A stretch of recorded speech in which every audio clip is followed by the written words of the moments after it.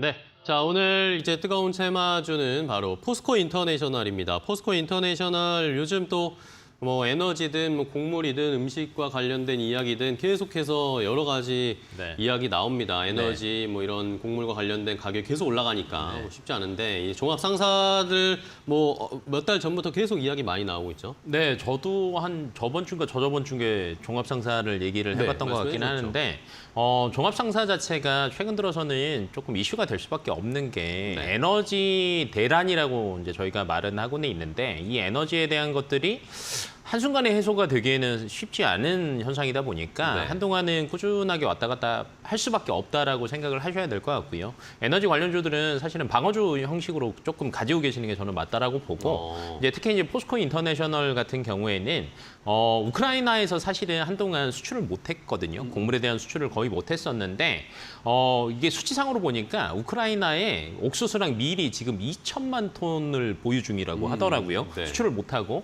근데 포스코 인터내셔널이 이 그 미콜라이우 항구라고 얘기를 하던데 발음도 너무 어려워요.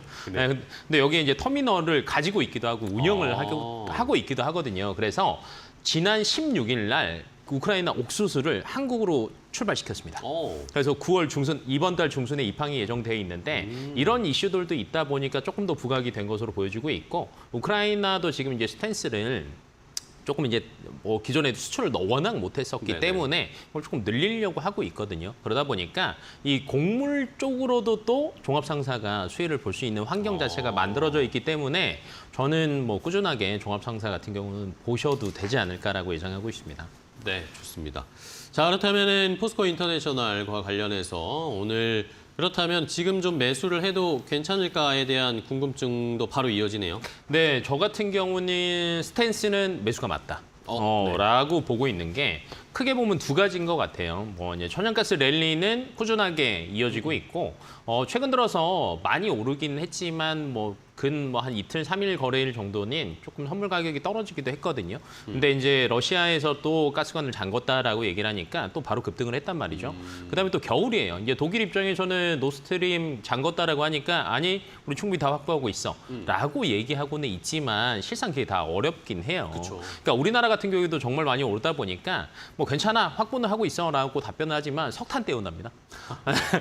그러니까 전 세계적으로 이게 트렌드 자체가 한동안 이게 계속 갈 수밖에 없다라고 보셔야 될 것 같아서 가지고 계셔야 되고 그다음에 이제 종합상사들이 특히 에너지 개발에 투자를 굉장히 많이 해요. LNG뿐만이 아니라 뭐 팜유 그다음에 뭐 여러 가지들을 투자를 많이 하다 보니까 여기에 대한 주가 강세는 이어질 수 있다라는 거.